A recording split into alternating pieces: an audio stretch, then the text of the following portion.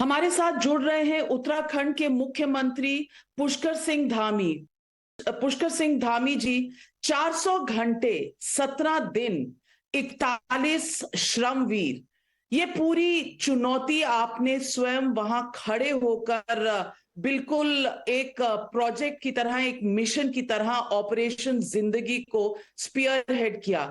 खुद पुष्कर सिंह धामी आज इसके बारे में क्या कहेंगे? कितनी बड़ी चुनौती थी? जी नमस्कार। सबसे पहले तो मैं भगवान भौकनाथ जी का उनको प्रणाम करता हूँ, नमन करता हूँ कि उनकी कृपा से ये पूरा रेस्क्यू अभियान हमारा सफल हो पाया। इसमें लगे हुए एक एक कार्मिक को, एक एक एजेंसी के लोगों को, राज्य सरकार के, भारत सरकार के, विदेशों से आए हुए सभी का मैं, जिन्होंने एक एक व्यक्ति ने, एनडीआरएफ, एसडीआरएफ, आईटीबीपी, सेना, सबका मैं धन्यवाद करता हूं कि उन्होंने रात दिन इस अभियान को सफलता तक पहुंचाने का काम किया।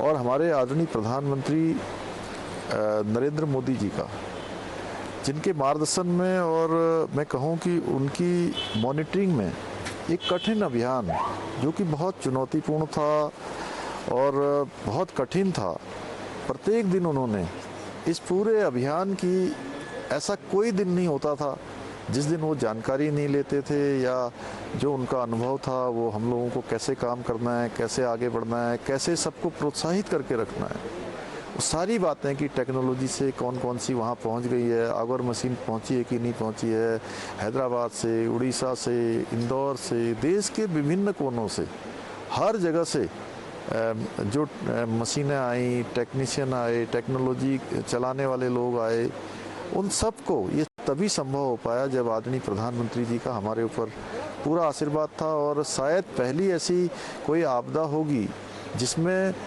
प्रधानमंत्री जी का शायद कोई दिन ऐसा होता था जिस दिन वो हमसे जानकारी नहीं लेते थे।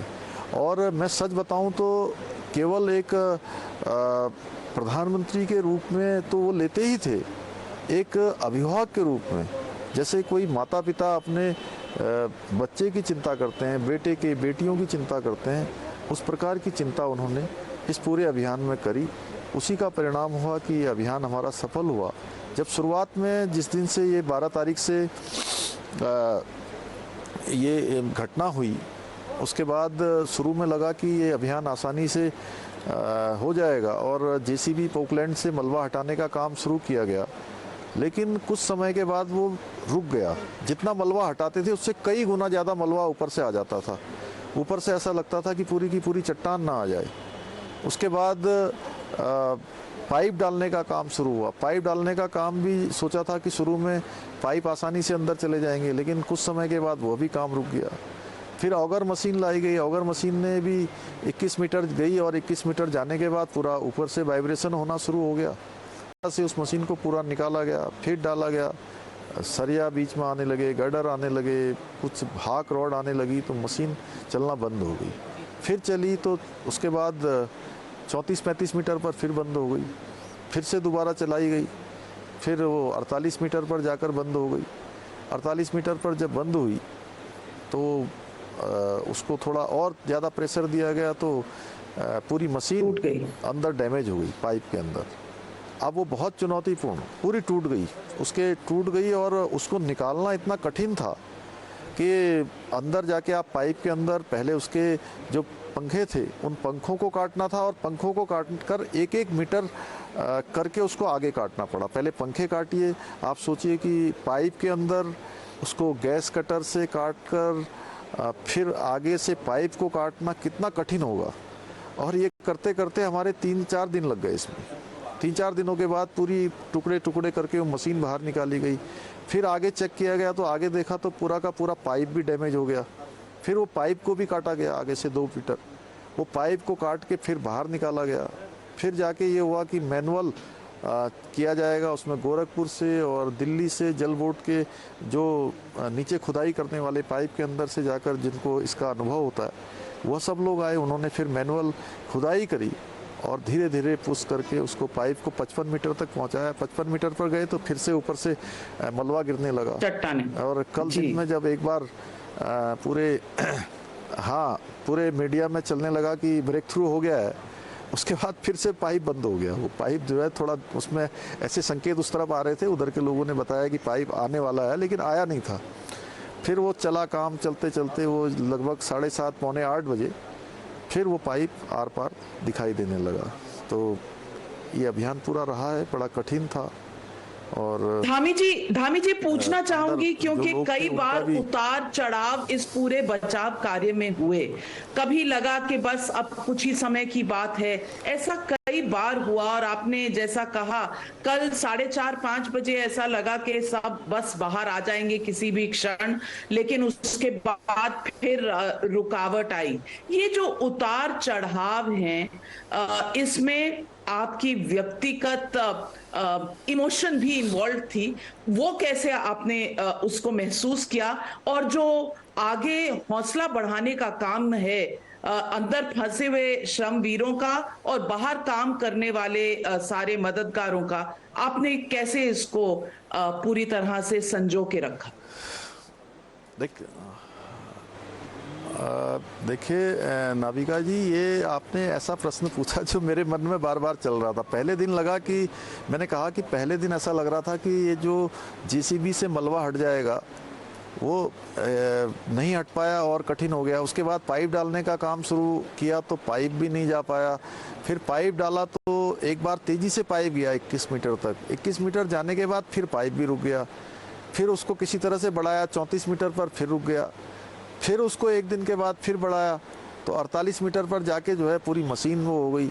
तो एक दिन 16 तारीख को तो ऐसी स्थिति हो गई कि लगा कि चारों तरफ अंधेरा है, लेकिन फिर भी मन में पूरा विश्वास था कि भगवान कृपा करेंगे, बौखनाक बाबा कृपा करेंगे, हमारे सभी देवी देवता कृपा करेंगे। इतने लोग अपनी दुआएं कर रहे हैं तो निश्चित रूप से कुशल बाहर निकलेंगे। फिर मैंने ये तय किया कि मैं खुद एक बार सभी जो श्रमिक भाई हैं उनसे अंदर जाकर मैं बात करता हूँ। मैंने बात करी तो उन्होंने हमसे कहा कि आप हमारी चिंता मत करिए, हम बिल्कुल ठीक हैं, आप अपना काम करिए और हम बिल्कुल स्वस्थ हैं। मैंने पूछा किसी दवाई की ज़रूरत तो नहीं है, कोई और परेशानी तो नहीं है? उन्होंने कहा बिल्कुल नहीं है, सब के सब हम मजबूत हैं। तो थोड़ा हमारा भी हौसला बढ़ा उनकी बात सुनकर। फिर उनके परिजनों से बात की, परिजनों ने भी इसमें पूरा सहयोग किया। और लेकिन जब 48 मीटर जाने के बाद फिर मशीन जब डैमेज हो गई तो वो थोड़ा कठिन स्थिति थी। उसके बाद ये लगा कि अब ये कैसे अभियान होगा। ऊपर से जो वर्टिकल ड्रिलिंग है वो भी तब तक हमने शुरू नहीं करी थी, उसके ऑप्शन तलाश लिए थे, लेकिन वो पूरा हमारा अंतिम ऑप्शन होता कि हम उसमें जब कोई सारे ऑप्शन बंद हो जाते। लेकिन ये जिस ये आ आए हैं ये थोड़ा हमको सबसे आसान और सबसे जल्दी होने वाला काम था, लेकिन 48 मीटर में रुकने के बाद बहुत कठिन हो गया। फिर मैंने सोचा कि एक बार मैं देखता हूँ, चूँकि अंदर वालों को ये लग रहा होगा कि अब तो हम बाहर निकलने वाले थे, अब क्या परेशानियाँ आ गई, कहीं उनका हौसला कम ना हो, उनकी हिम्मत कम ना हो। तो मैंने फिर से जाकर अंदर जब बात करी तो उन्होंने मुझे कहा कि आप 1 हफ्ता नहीं, आप 10 दिन लगा लीजिए, बस आप हमको जो है अच्छे से बाहर का काम करिए, हम अच्छे से हैं अंदर, हमारी चिंता मत करिए। तो उससे हमारा भी प्रोत्साहन हुआ, हमारी हिम्मत बढ़ी और मैंने सबको बताया। फिर कंपनी के लोग और सर लोग जो काम में लगे हुए थे, किसी को लग रहा था कि अरे ये काम रुक गया तो ये काम रुक गया तो मेरी जिम्मेदारी है क्या? मैंने सभी से कहा भाई इसमें किसी की भी व्यक्तिगत कोई जिम्मेदारी नहीं है और सबका ये हमारा सामूहिक प्रयास है, हम सब लोग मिलकर इसको करेंगे। हमारे प्रधानमंत्री जी पूरी तरह से रोज़ हमको वहाँ से इतना बड़ा हमको आशीर्वाद दे रहे हैं, हमारा मार्गदर्शन कर रहे हैं, हर प्रकार की चीज़ हमको उपलब्ध करा रहे हैं, इसलिए आप चिंता मत करिए। और पूरा देश इसमें एक साथ है, पूरा देश जैसे दुआएं कर रहा हो। कल देखिए पूरे देश के अंदर दिवाली जैसा माहौल एक दिन था। तो ये कहीं ना कहीं सबकी दुआएं थी, तो एक कठिन काम जो है सफल हो पाया। धामी जी, कुछ लोग सवाल भी उठा रहे हैं, कुछ लोग कह रहे हैं कि जिस तरह से वहां टनल बनाया गया वो शायद तरीका सही नहीं था। कुछ लोग कह रहे हैं कि रैट माइनर्स लाए गए, क्या इनको पहले लाया जा सकता था? ये समय बहुत लगा इनको बाहर निकालने के लिए। और कुछ लोगों का ये भी कहना है कि डायनामाइट, जेसीबी इस्तेमाल ही नहीं करना चाहिए था और सरकार ने गलत काम किया। ये तमाम चीजें जब आप तक पहुंच रही थी, क्या कहीं पर कोई दुविधा, कोई डबल माइंडेडनेस या एक एक जहन पर कोई बोझ आपको महसूस हो? हमारी देखिए इस समय में सबसे पहली प्राथमिकता थी कि हमारे सभी श्रमिक भाइयों को बाहर निकालें, और वो सकुशल बाहर निकले हैं। अभियान चला है, सब लोगों ने अपना योगदान दिया है। जो लोग दूर दूर से इसको देख रहे होंगे वो कह सकते हैं कि ऐसा हो सकता है, वैसा हो सकता है, लेकिन जो विशेषज्ञ वहाँ पर लगे हुए थे, जिनमें जो इस काम को कई सालों से करते रहे हैं, जिनके अनुभव हैं, उनके आधार पर काम हो रहा था। टेक्नोलॉजी के कैसे यूज हो सकता है वो लोग बेहतर जान सकते थे। ये सब बातें हैं, और जहाँ पर जैसी ज़रूरत पड़ी है वैसा किया गया है। हाँ, सुरक्षा की बात है, इसकी समीक्षा की बात है, वो हमने पहले ही कहा है हम करेंगे, और भारत सरकार के स्तर पर इस पर पहले ही कह दिया गया है कि सेफ्टी ऑडिट होंगे। आज सबसे बड़ी बात है कि हमारे सभी मजदूर भाई वापस आए हैं, उनके परिजन, उनके चाहने वाले, पूरे देश के लोग, उनके अंदर ये है कि भाई सभी लोगों ने, जिन्होंने नज़दीक से इस अभियान को देखा है, वो जानते हैं कि इसमें जो सबसे अच्छे प्रयास हो सकते थे वो सबसे अच्छे प्रयास हुए। धामी जी, सबसे पहले बाहर आने वाले हमारे श्रमवीर थे विजय होड़ो। जब वो आपको पहली बार दिखे, लाइन ऑफ साइट में आए, आपने उनसे क्या कहा, उन्होंने आपसे क्या कहा? उस पल को अगर आप दर्शकों के साथ शेयर करें। जी, जब वो आए मेरे पास तो मैंने उनसे उनका हाथ पकड़ा, उनको एक माला पहनाई और गले लगाया। मैंने पूछा, भाई कोई परेशानी तो नहीं हुई? कैसा लग रहा था? चिंता तो नहीं हो रही थी? बोले, नहीं, शुरू में थोड़ा चिंता ज़रूर हो रही थी, लेकिन जब से हमने आपसे बात करी, सभी लोगों से हमारी बातचीत शुरू हो गई, और हमको ये मैसेज मिलने लगा, आपने भी बताया कि प्रधानमंत्री जी रोज़ आप हमारे बारे में चिंता कर रहे हैं, तो हमारी चिंता दूर हो गई। हमें पूरा विश्वास हो गया था कि हम बिल्कुल सुरक्षित बाहर निकलेंगे। और आपने भी देखा होगा कि कल जो रेस्क्यू अभियान था, वो एनडीआरएफ, एसडीआरएफ जाने के बाद ऐसा लगता था पहले कि ये अभियान कम से कम 2.5-3 घंटे तक चलेगा, हम 41 लोगों को 2.5-3 घंटे में बाहर निकाल पाएंगे, लेकिन वो आधे घंटे से भी कम समय में निकल गए। सारे के सारे अंदर बहुत स्वस्थ थे, फिट थे, किसी प्रकार की कोई परेशानी नहीं थी, मानसिक रूप से, शारीरिक रूप से पूरी तरह से दक्ष थे। और वो जो स्ट्रेचर एनडीआरएफ, एसडीआरएफ ने बनाया था, उन्होंने उसका भी उपयोग नहीं करा। वो दौड़ लगाते हुए अंदर से पाइप के अंदर क्रॉलिंग करते हुए आ गए। बहुत बड़ी बात है ये। लेकिन धामी जी, हमारे देश में चुनाव हर वक्त होते रहते हैं और विपक्ष हमेशा अपनी राइफल तैनात करके रखता है, एकदम ठीक ठाक काम कर रही है कि नहीं। तो विपक्ष ने शुरू कर दिया, कैमरा बुलाओ। कांग्रेस पार्टी का ट्वीट था, कैमरा बुलाओ तो प्रधानमंत्री वहां पहुंच जाएंगे, क्योंकि अब चुनाव का काम खत्म हो गया है। कुछ लोगों ने तो ये भी कहा, और राहुल गांधी जी ने कहा कि क्रिकेट मैच में जाने का समय है प्रधानमंत्री को, लेकिन उत्तरकाशी जाने का समय नहीं है। ये तमाम चीजें जब विपक्ष ने कहा, इस पर आपका अपना क्या विचार है, और आप विपक्ष को आज क्या कहेंगे?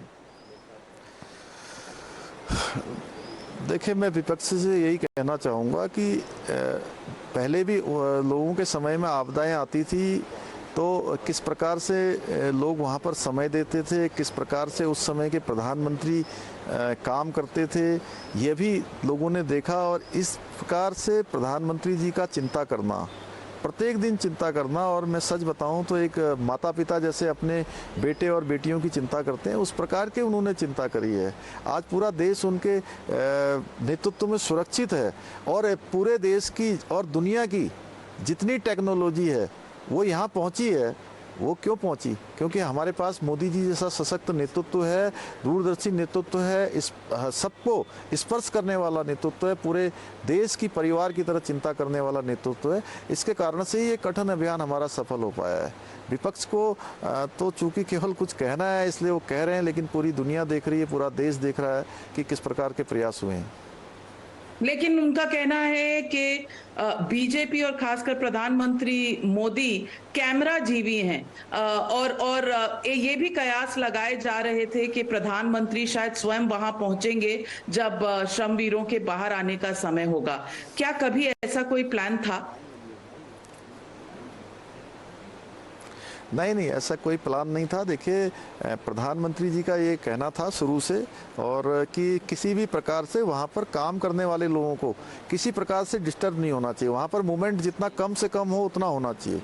और मैं भी ये सोच के कम से कम अंदर जाने की कोशिश करता था कि मेरे जाने से भी कोई दुविधा नहीं हो। बाद में मैंने ये कहा कि कोई यहाँ पर प्रोटोकॉल जैसी स्थिति नहीं होगी, तब जाके मैं वहाँ रोज़ जाता था, रोज़ समीक्षा अलग से करता था।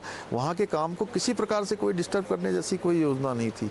हाँ, प्रधानमंत्री जी का प्रत्येक दिन, ऐसा कोई दिन नहीं था जिस दिन वो जो है एकदम बारीकी से इस अभियान की जानकारी नहीं लेते हों। उन मजदूर भाइयों के स्वास्थ्य के बारे में पूछते थे, उनकी दवाइयों के बारे में, उनका ऑक्सीजन, भोजन और टेक्नोलॉजी ने कितना काम किया है, पाइप कहाँ तक पहुँचा है, ऊपर से वर्टिकल ड्रिलिंग की क्या स्थिति है, वो सारी की सारी जानकारियाँ लेते थे। और उनके परिजनों का क्या इंतजाम किया गया है, परिजन कहाँ हैं, कहाँ रुके हैं, उनकी कैसी स्थिति है, उनसे बात हुई है कि नहीं हुई है, वो सारी बात वो रोज़ पूछते थे। कहीं मैं नाविका जी, मैं भी इतने सालों से राजनीतिक क्षेत्र में, सामाजिक क्षेत्र में अपने छात्र जीवन से काम कर रहा हूं। मैंने कभी किसी प्रधानमंत्री के बारे में नहीं सुना है कि 17 दिन तक रेस्क्यू चला हो और 17 दिन तक एक दिन भी ऐसा नहीं हुआ हो कि प्रधानमंत्री जी ने जो है उस पर बात नहीं की हो। कांग्रेस के लोगों को ये दिखाई नहीं देता है कि जो आज पूरे देश की जो ये दशा है, पूरा देश जिस प्रकार से आज सशक्त हुआ है, जिस प्रकार से देश आज सुरक्षित हाथों में है, आज 4 धाम जाने वाले लोगों को जिस प्रकार से सुविधाएं मिली हैं, ये पूरी दुनिया देख रही है।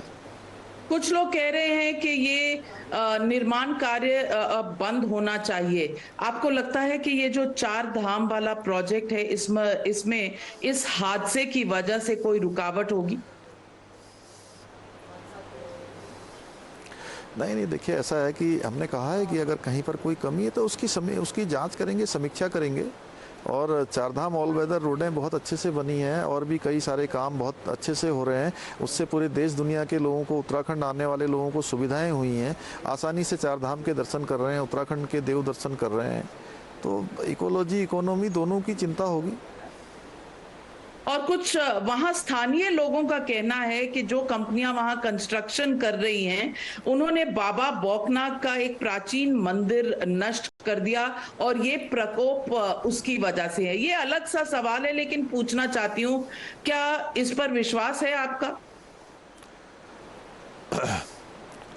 मैंने शुरू में कहा कि बाबा बौकनाग की कृपा से ही ये अभियान सफल हुआ है। उनका आशीर्वाद था, इसीलिए उनकी कृपा थी, अभियान सफल हुआ है। और बाबा बौकनाग का एक भव्य मंदिर वहाँ पर बनाया जाएगा, ये हम लोगों ने तय कर लिया है। और सवाल ये भी उठ रहे हैं कि जिस तरह से काम हुआ, शायद कुछ जल्दी होता, शायद कहीं ना कहीं कुछ कमियां रही। विपक्ष के इन सवालों का आप क्या जवाब देंगे? देखिए, विपक्ष को केवल सवाल करने हैं, विपक्ष को काम दिखाई नहीं देता। यहाँ पहले भी आपदाएं आई हैं, ये 4 धाम ऑल वेदर पहले भी बन सकते थे, ये आज बन रहे हैं और ये सब काम आज ही हो रहे हैं। तो विपक्ष को कुछ कहना है इसलिए कह रहे हैं। उनके जवाबों का यही, उनके प्रश्नों का यही जवाब है कि देश आगे बढ़ रहा है और भारत का मान सम्मान पूरी दुनिया के अंदर बढ़ रहा है, उत्तराखंड तेजी से आगे बढ़ रहा है। और 17 दिन टनल में रहने के बाद भी सारे मजदूर भाई स्वस्थ एवं फिट होकर बाहर आए हैं, सभी प्रसन्न हैं, उनके परिवारजन सब प्रसन्न हैं। लेकिन ये श्रमवीर जो माइग्रेंट लेबर होती है, आकर काम करती है, इनके लिए हमारे सिस्टम में क्या प्रोटेक्शंस हैं? कोई लीगल कवर है, कोई एम्प्लॉयमेंट कॉन्ट्रैक्ट्स हैं? क्योंकि डॉक्टरों का भी कहना है कि इनकी जो मनोस्थिति है अभी सही है, लेकिन आगे चलकर डर, डिप्रेशन के कई आशंकाएं जताई गई हैं। इस पर एक होलिस्टिक कोई फैसला लिया है आपकी सरकार ने या केंद्र सरकार ने? अभी देखिए, वो सारे के सारे लोग पूरे उसमें मेडिकल सुपरविजन में हैं और अभी तक सभी पूरी तरह से स्वस्थ हैं। इसके बाद एम्स में भी जाकर उनका स्वास्थ्य का परीक्षण होगा और जो डॉक्टरों की एडवाइस होगी उसके आधार पर काम होगा। धामी जी, मैं जानती हूँ आप इस वक्त जल्दी में हैं, लेकिन आपने ये जो फर्स्ट पर्सन अकाउंट बताया है और दर्शकों के साथ पूरे पिछले 17 दिनों के उतार चढ़ाव का जो जिक्र किया है, आपका अभिनंदन। जिस तरह से आपने एक सीएमओ, टेम्पररी सीएमओ उत्तरकाशी में बना लिया था और वहीं से काम कर रहे थे, आपका भी अभिनंदन। वहां काम करने वाले हर कर्मी का अभिनंदन, और हमारे जो 41 श्रमवीर बाहर आए हैं सबका अभिनंदन टाइम्स नाउ और टाइम्स नाउ नव भारत के दर्शकों की तरफ से। हम आपको शुभकामनाएं देते हैं। हमारे साथ जुड़ने के लिए बहुत बहुत शुक्रिया। Thank you. बहुत धन्यवाद आपका।